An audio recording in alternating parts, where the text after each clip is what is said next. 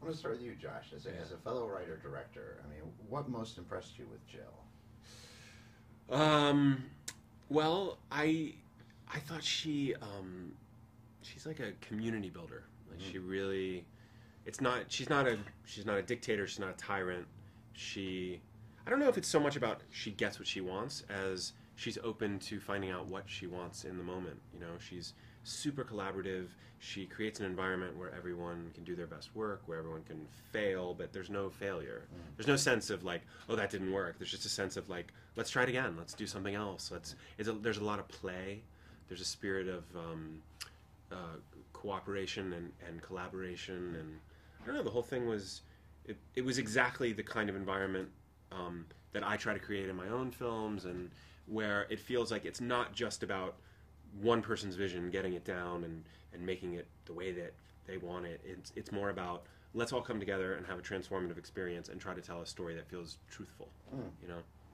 And Kathryn, what did you most identify with Rachel?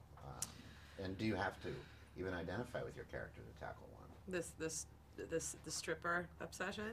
Besides that, you mean? Yeah, besides that. That was first and foremost. I mean, I think, I don't think you have to, but I think that as a human, just as a human being, there is hopefully something you can identify with anybody. So yeah, I feel like that is going to happen. For this, I think it was just the mommyhood, the like womanhood after mommyhood. Like, who are you after you've had kids? And, you know, I still so feel like the McKenna age in me is still so loud, but yet I've been through all this whole other life, and I have kids, and so I completely understand what that is. A woman looking and seeing a young woman, seeing the young side of herself, even though it's kind of been, you know, exploded, and she's much more in tune with her sexuality than I think Rachel ever was. But yeah, there's something that really moved me in that. I was empathetic.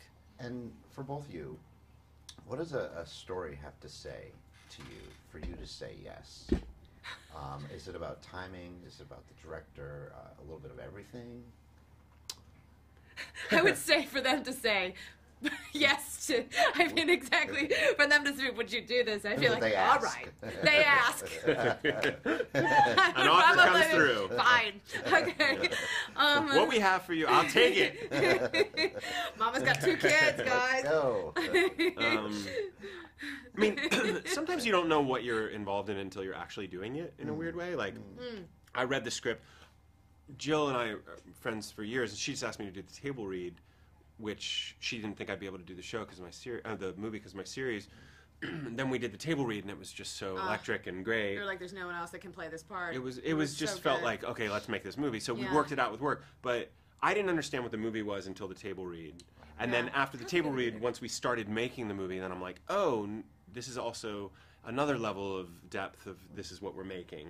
So you kind of figure it out as you go along, and a lot of it's just taking a risk on, you have to go on your instincts, and you say, okay, I trust the director, I trust her vision, she got a great team together, I trust all the other people that are on board, other people say yes to it, you suddenly realize you're in good company.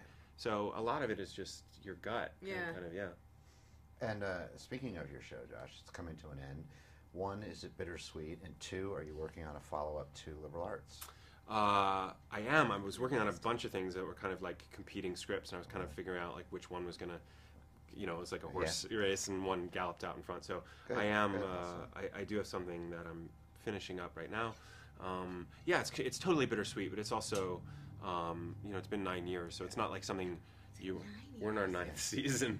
Oh my God, they were like this. Yeah. So? You know, this is a fun fact. I was just thinking about this. Kathryn Hahn did the very first reading of Happy Thank You More Please at my house. Yes, I with did. Ethan. In your apartment. That's right. My little with Rosemary. With Rosemary DeWitt, and I forget who else was there. Connor, our friend Connor Barrett, my husband. Oh, Chris Messina. Chris Messina?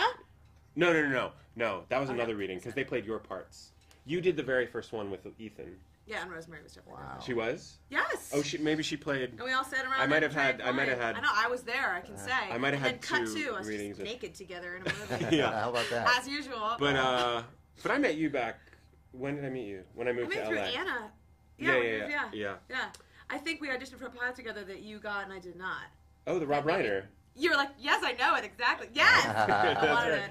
Nice. You would have been great in that. But no, yeah. I mean, it's 9 years, so it's not like something it has to be. It's time to be done. Yeah. But at the same time, it's been such a transformative, pivotal time in all our lives that you're gonna feel every emotion. I mean, what I feel like is at the cast party we're gonna like, or the wrap party we're gonna like weep like babies, and then we're gonna feel like we have our whole lives ahead of us. So I think there's a sense of deep gratitude and slight relief, but also an acknowledgement that it's given us all so much.